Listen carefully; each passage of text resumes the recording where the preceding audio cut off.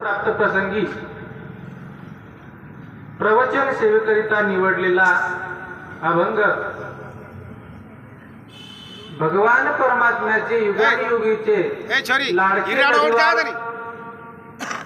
प्रेम मूर्ती संत नामदेव महाराज यांचा हा 5 चरणाचा निर्याण प्रसंगी निवडावयाचा उपदेशपर प्रकरणातील आम्हा मानवांना उपदेश करणारा असा अभंग या ठिकाणी प्रवचन सेवेकरिता निवडलेला आहे। प्रस्तुत अभंगातून महाराज सांगतात, या मानवाला उपदेश करतात नामदेवराय की बाबा रे, देवाने आपल्याला अनमोल असा नरदेह दिला, आपल्यावरती दया दाखविली, नरदेह दिला तर दिला, आपल्याला धन सुद्धा त्या ठिकाणी दिलेला आहे आणि मग धन दिल्यानंतर मान त्या पाठोपाठी येतच असतो। पण झालं काय आपल्याकडून चुकी? हा नरदेह आपल्याला भगवंताने दिला, आपल्याला त्याची किंमत कळाली नाही, धनही देऊन टाकलं त्याचीही आपल्याला किंमत कळाली नाही। मग त्या धनाच्या गुर्मीमध्ये, तारुण्याच्या गुर्मीमध्ये आपण ज्यांनी आपल्याला हे आयुष्य दिलेलं आहे, आपण त्या भगवंताला विसरलो। हे नामदेवरायांच्या लक्षात आल्यानंतर नामदेवराय या जगताला सावध करतात। संत महात्म्यांचं ते कार्यच आहे, जगाला जागरण करणं। आपल्या हितापासून जे भरकटलेले आहेत त्या मानवाला, यांचा उद्धार व्हावा यासाठी संत प्रयत्न करतात, जेणेकरून हे जगत अधोगतीला जाऊ नये, यमाच्या तावडीमध्ये हे सापडू नये म्हणून संत महात्मे हे रात्रंदिवस स्वतः जागे राहतात, स्वतः रडतात। कबीर महाराज सांगतात, आम्ही स्वतः रात्रीतून जागी राहतो आणि या जगताला जाग करण्याचं काम आम्ही रात्रंदिवस करत असतो। म्हणून नामदेवराय सांगतात की बाबा रे, या धनाच्या गुर्मीमध्ये तू राहू नको,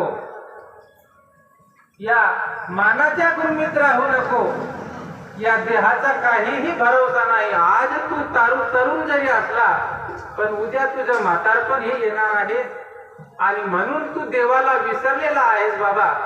पण या धनाचा, या मानाचा, या देहाचा तुला अंतकाळाच्या वेळेस यातून कोणीही कामा येणार नाही। धन मान बळे नाटविसी देवा। पण नामदेवराय प्रश्न विचारतात, मृत्यू काळी तेव्हा कोण आहे? सांग बरं, यातून अंतकाळाच्या वेळेस तुला कोण कामा या ठिकाणी येणार आहे? म्हणून यामध्ये तू आपला वेळ वाया न घालवता भगवंताचं नामस्मरण कर, भगवंताचं चिंतन कर, जेणेकरून अंतकाळाच्या वेळेस तुला हे कामा येईल। जोडीले हे न सरे धन, अविनाश आनंद घन, अमूर्त मधुसूदन, ती मूर्ती देखलिया किंवा परमार्थ महाधन, जोडी देवाची चरण। भगवंताचे नामस्मरण कर आणि आपला उद्धार या जगतातून, भवसागरातून तरुण जाण्याचा एकमेव उपाय भगवंताचे नामस्मरण। या नामाशिवाय तुला कुणीही तारू शकणार नाही। म्हणून नामदेवराय आपल्याला जाग करतात। मग जर तू देवाचं नामस्मरण केलं नाही, भक्ती केली नाही, त्या देवाला आठवलं नाही तर काय होईल? यमाचे यमदंड बैसतील माथा, मृत्यू का अंतकाळी तेव्हा कोण आहे? मग तुला त्या यमाच्या तावडीतून कुणीही सोडवणार नाही। मग साधकाने विचारलं, का हो नामदेवराय, माझे अनेक सोयरे धायरे आहेत, माता पिता बंधू हे आम्हाला सोडवणार नाहीत का? नामदेवराय म्हणतात, अरे जोपर्यंत तुझे इंद्रिय साधूत आहे ना, जोपर्यंत तू काम करून, काहीही धंदा करून आपल्या कुटुंबाचे पालन पोषण तू करत आहेस बाबा, तोपर्यंतच तुला हे मानतील। जोवरी चळ नगा तोवरी म्हणती माझा, मानिती लहान थोर देह सुखाची आकाजा। पण इंद्रिये मावळली आला बागुला आजा कैसा